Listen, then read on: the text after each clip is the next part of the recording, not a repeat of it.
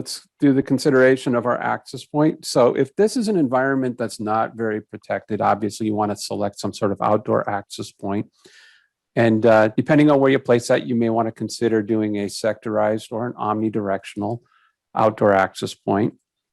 Let's go ahead and select APs. But if it's an environment where it's somewhat protected, somewhat conditioned in a warehouse, there are a lot of environments at warehouses where the environment is actually conducive to using an indoor. Some of the benefits of using the indoor: number one, cost; number two, is the limited lifetime warranty that we have on our indoor APs that we don't have on our outdoor APs. So you don't have to put additional support on the access points for replacement. And one difficult place when we talk about warehousing is the food industry, because it's cold in the coolers. So you definitely want an outdoor rated AP. That's going to save your customer a lot of money versus buying an indoor model and then trying to put it in a heated NEMA enclosure or something inside the cooler. Just get something that's already rated for that. And it's better than trying to put the APs around the outside of the metal walled cooler and then having problems when the doors are opening and closing and you're not getting coverage inside. You actually put an outdoor rated AP inside the cooler. And if it's a very hot environment, as a lot of warehouses are, you still will benefit greatly from having an outdoor model there. Now, I chose the R550. In many warehouses, what you're dealing with is you're dealing with a low density clients. You're not a ton of clients. They're very, very mobile, but they're usually very slow clients. They're clients that are either mobile devices or they're terminal scanners. And those are usually a client that does not have a lot of spatial streams or antennas.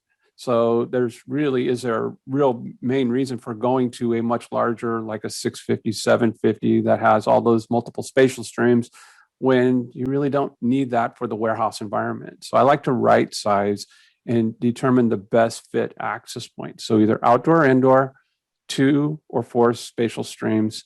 Now you'll notice that when we place this access point and we place it in between those 2 racks, that we're not getting very good bleed across or cross coverage through the racks. And there's actually a reason for that right now. We defined our racks as 15 feet tall. And what is the default height for an access point? 7 feet 9 inches. 7 feet 9 inches. So that AP is actually, where it's placed is actually below the height of those. So there's no clear space above.